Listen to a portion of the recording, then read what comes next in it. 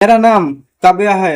मेरी शादी राजस्थान के कोटा शहर के एक बहुत बड़े संयुक्त परिवार में हुई थी। जब मैं पहली बार अपने ससुराल की हवेली में पहुंची तो मुझे लगा था कि शायद मेरी जिंदगी बदलने वाली है। मायके में मैं अपने पिता और दो छोटे भाइयों के साथ एक छोटे से मकान में रहती थी। मेरी माँ का देहांत कई साल पहले हो चुका था और उनके जाने के बाद मेरे पिता ने ही मुझे माँ और पिता दोनों बनकर पाला था। इसलिए जब मेरी सास शारदा देवी ने पहली बार मुझे गले लगाकर कहा, बेटी अब इस घर में तुम्हें अपनी माँ की कमी महसूस नहीं होने दूंगी, तो मेरी आंखें भर आई थी। मुझे लगा था कि भगवान ने मेरी जिंदगी में फिर से माँ भेज दी है। मेरे पति निखिल बहुत शांत स्वभाव के थे। वह अपने पिता गोवर्धन प्रसाद के कारोबार में हाथ बटाते थे और शहर से बाहर भी अक्सर जाते रहते थे। हमारे घर में मेरे अलावा 3 देवर, 2 जेठ, उनकी पत्नियां और बच्चे रहते थे। घर बड़ा था, लोग बहुत थे, मगर अजीब बात यह थी कि कोई किसी के मामले में नहीं पड़ता था। बाहर से परिवार बहुत खुशहाल दिखाई देता था, लेकिन अंदर हर व्यक्ति अपने कमरे और अपनी जिंदगी में बंद था। शुरुआत के कुछ दिन मेरे लिए बहुत अच्छे रहे। शारदा देवी मेरे साथ बैठती थी, मेरे हाथ का खाना खाती और मेरी छोटी छोटी गलतियों पर भी मुस्कुराकर कहती, धीरे धीरे सब सीख जाओगी। मगर निखिल के कारोबार के सिलसिले में पहली बार बाहर जाने के बाद मुझे इस घर का दूसरा चेहरा दिखाई देने लगा। दिन में सब कुछ सामान्य रहता, लेकिन रात होते ही हवेली का माहौल बदल जाता। रात के करीब 12 बजे के बाद ऊपर की मंजिल से कभी किसी भारी चीज के खिसकने की आवाज आती, कभी दरवाजे के बंद होने की आवाज और कभी धीमी सी बातचीत। एक रात मुझे ऐसा लगा जैसे कोई बहुत धीमी आवाज में रो रहा हो। मैं डरते हुए बिस्तर से उठी और कमरे का दरवाजा खोलने ही वाली थी कि बाहर से शारदा देवी की आवाज आई, काव्या दरवाजा मत खोलना। मैं घबरा गई। मैंने अंदर से पूछा, माँ जी क्या हुआ? उन्होंने कहा, कुछ नहीं बेटी, शायद हवा से कोई चीज गिर गई होगी, तुम सो जाओ। उनकी आवाज में वह सामान्य अपनापन नहीं था, उसमें डर छिपा हुआ था। अगले दिन मैंने उनसे रात की आवाज के बारे में पूछा तो वह चुप हो गई। मैंने कहा, माँ जी ऊपर आखिर कौन रहता है? उन्होंने नजरें झुकाकर कहा, ऊपर पुराना सामान रखा है। मुझे बात अजीब लगी क्योंकि आवाजें हमेशा उसी जगह से आती थी। फिर मैंने देखा कि उस मंजिल की सीढ़ियों पर हमेशा एक बड़ा ताला लगा रहता था। घर में किसी ने भी कभी उसके बारे में बात नहीं की। एक दिन मैंने अपने पति से पूछा, निखिल ऊपर वाली मंजिल बंद क्यों रहती है? वह कुछ क्षण चुप रहे और फिर बोले, वह पुराना हिस्सा है, वहां जाने की जरूरत नहीं है। मैंने पूछा, लेकिन रात में वहां से आवाजें आती है। उन्होंने हंसकर कहा, तुम्हें वहम होता होगा। मुझे उनकी बात पर विश्वास नहीं हुआ, मगर मैंने ज्यादा सवाल नहीं किए। कुछ दिनों बाद निखिल फिर काम के लिए बाहर चले गए। उसी रात मैंने देखा कि मेरे ससुर गोवर्धन प्रसाद चुपचाप सीढ़ियों की तरफ जा रहे थे। उनके हाथ में एक छोटी लालटेन थी। उन्होंने ऊपर लगे ताले को खोला और अंदर चले गए। मैं दूर खड़ी होकर सब देख रही थी। लगभग आधे घंटे बाद वह नीचे आए और ताला फिर लगा दिया। अगले दिन मैंने शारदा देवी से पूछा, माँ जी पिताजी रात को ऊपर क्या करने जाते हैं? उनके चेहरे का रंग बदल गया। उन्होंने मेरी तरफ देखा और कहा, काव्या मैं तुमसे हाथ जोड़कर कहती हूँ, इस बारे में किसी से सवाल मत करना।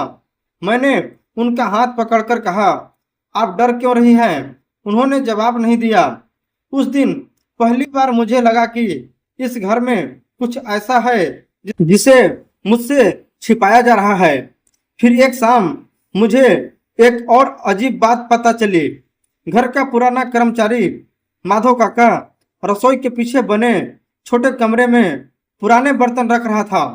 वहां एक लकड़ी की पेटी पड़ी थी। पेटी पर मेरे पति का नाम का पुराना निशान बना था। मैंने उत्सुकता से पूछा, काका इसमें क्या है? वह घबरा गए और बोले, बहू जी इसे हाथ मत लगाना। उनकी घबराहट ने मेरा शक और बढ़ा दिया। उसी रात मैं सोने गई तो करीब 1 बजे फिर ऊपर से आवाज आई। इस बार मुझे साफ सुनाई दिया, मुझे यहाँ से बाहर जाने दो। मेरे शरीर में सिहरन दौड़ गई। यह किसी चीज के गिरने की आवाज नहीं थी, किसी इंसान की आवाज थी। मैं तुरंत दरवाजे तक गई, लेकिन बाहर निकलने से पहले शारदा देवी ने मेरा हाथ पकड़ लिया। वह मेरे कमरे में कब आई मुझे पता ही नहीं चला था। उन्होंने फुसफुसाकर कहा, काव्या तुम मेरी कसम खाओ कि आज रात ऊपर नहीं जाओगे। मैंने उनकी आंखों में देखा, वहां डर था, लेकिन उससे भी ज्यादा किसी को बचाने की मजबूरी दिखाई दे रही थी। मैंने पूछा, माँ जी वहां कौन है? उन्होंने कुछ नहीं कहा, बस मेरा हाथ छोड़कर अपने कमरे में चली गई। अगले दिन सुबह मैं रसोई में थी कि अचानक ऊपर से जोर से आवाज आई।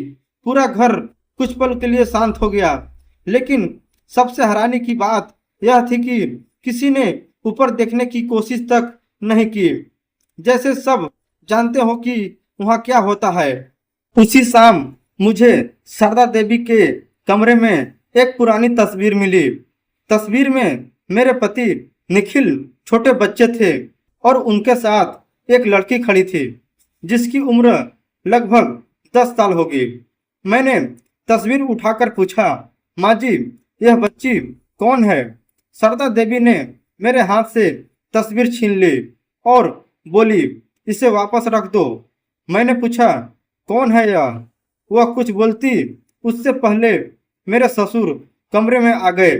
उन्होंने तस्वीर देखी और अचानक बहुत गंभीर हो गए।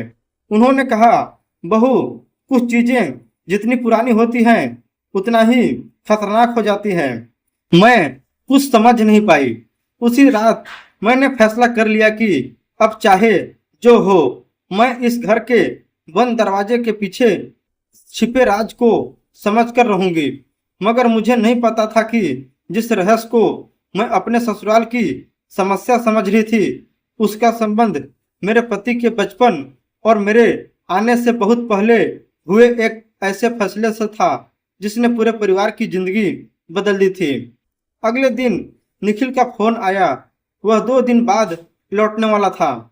मैंने उससे तस्वीर वाली लड़की के बारे में पूछना चाहा, लेकिन फिर रुक गई। मुझे लगा कि अगर उसके माता पिता ही इस बात को छिपा रहे हैं तो शायद कोई गंभीर कारण होगा। मगर मेरे मन में उठते सवाल कम नहीं हो रहे थे।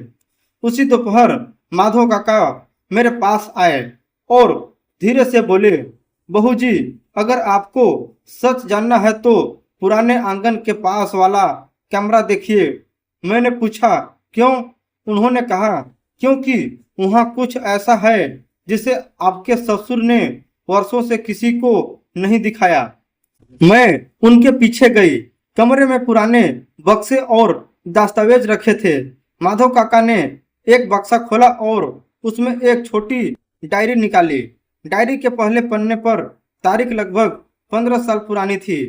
उसमें लिखा था कि उस समय निखिल के पिता के कारोबार पर भारी कर्ज था। परिवार की जमीन बिकने वाली ही थी और निखिल की मां शारदा देवी ने अपनी बचत और गहने बेचकर कारोबार को बचाया था। यह बात मुझे पहले से पता नहीं थी, लेकिन डायरी के आखिरी पन्ने पर एक वाक्य ने मुझे रोक दिया, जिसे हमने घर से दूर भेजा। वह कभी वापस आया तो निखिल को सब बताना। मैं हैरान थी, किसे घर से दूर भेजा गया था? मैंने माधव काका से पूछा, मगर उन्होंने जवाब देने से इनकार कर दिया। उसी रात निखिल वापस आ गया। उसे देखकर मैं खुश हुई, लेकिन मेरे मन में इतने सवाल थे कि मैं सामान्य नहीं रह पा रही थी। रात को जब हम कमरे में अकेले थे तो मैंने उससे सीधा पूछा, निखिल, तुम्हारे बचपन में तुम्हारे साथ रहने वाली वह लड़की कौन थी? उसका चेहरा अचानक बदल गया। उसने पूछा, तुमने उसकी तस्वीर कहाँ देखी? मैंने सारी बात बता दी। वह कुछ देर तक चुप रहा और फिर बोला, वह मेरी छोटी बहन अनामिका थी।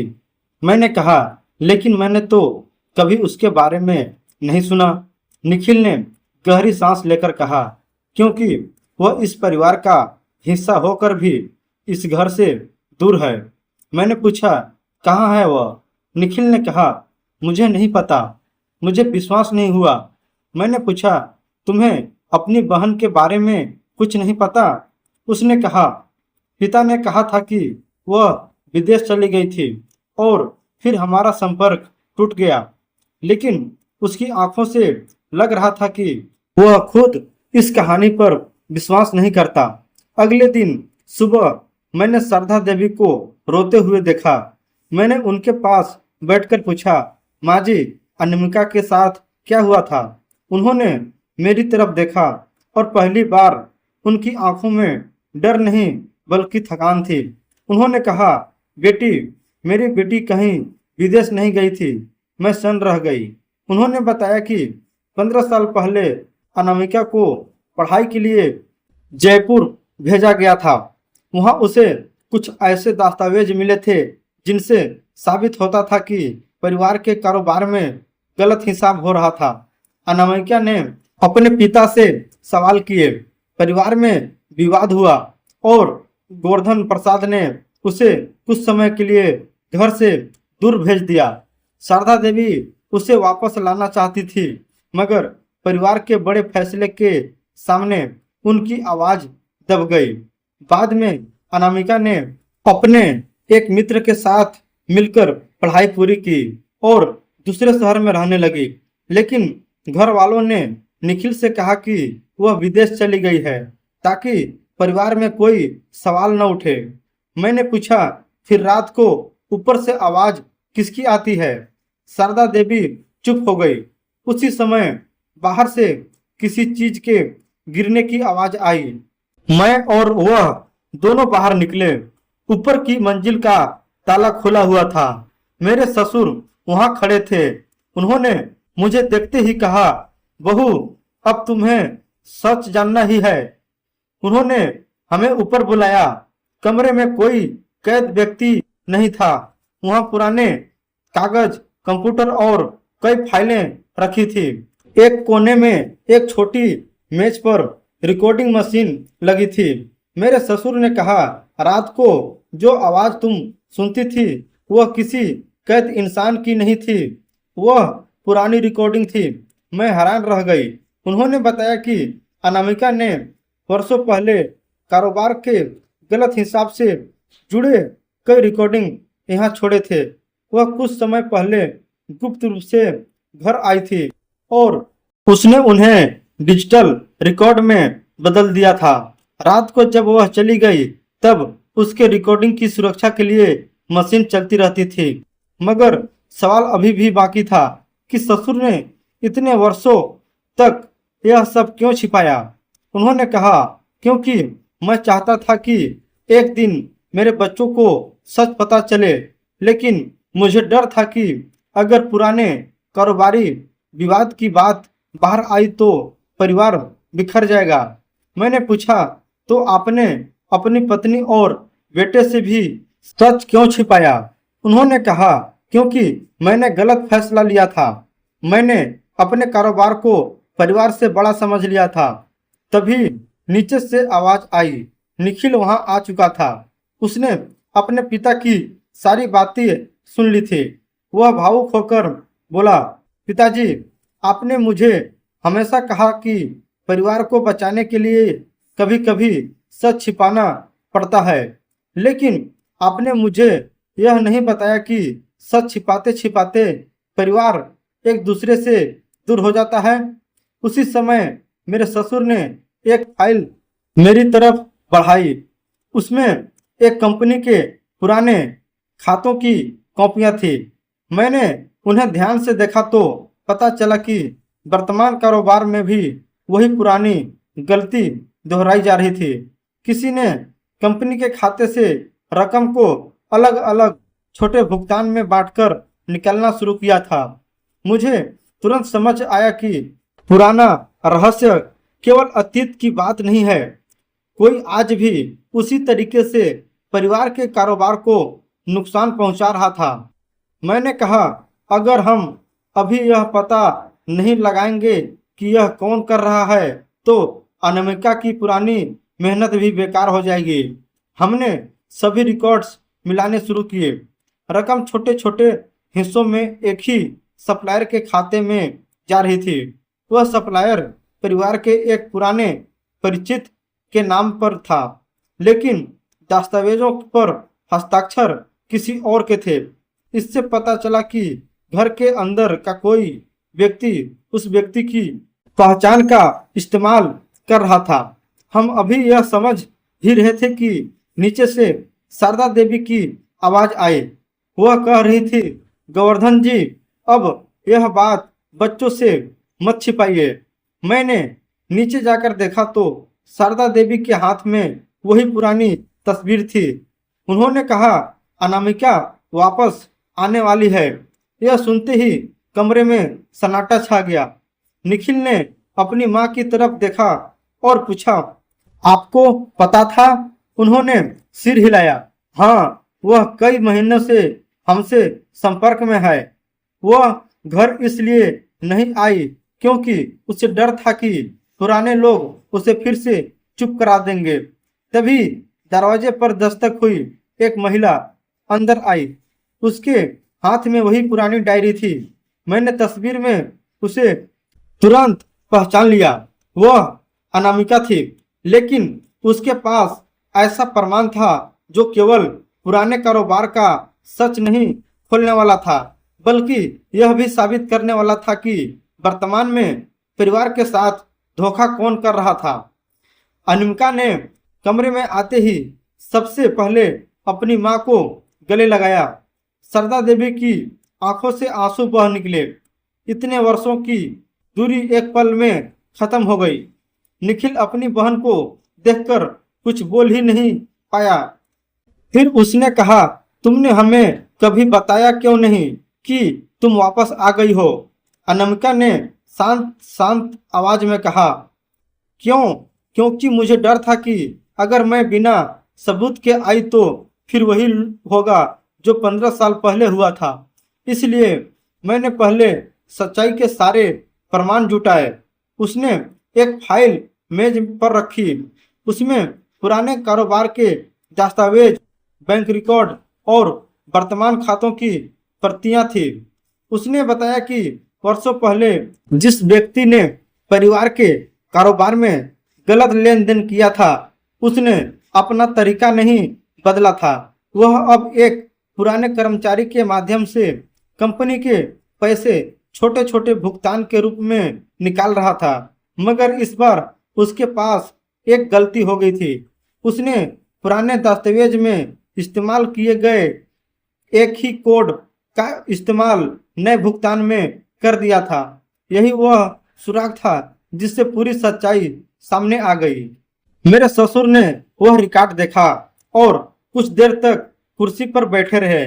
उन्होंने कहा, इतने वर्षों तक मैं सोचता रहा कि चुप रहना परिवार को बचाना है, लेकिन मेरी चुप्पी ने ही समस्या को बड़ा किया।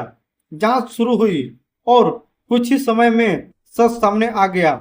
जिस पुराने कारोबारी सहयोगी पर परिवार ने वर्षों भरोसा किया था, उसी के माध्यम से वर्तमान में भी रकम गलत जगह भेजी जा रही थी।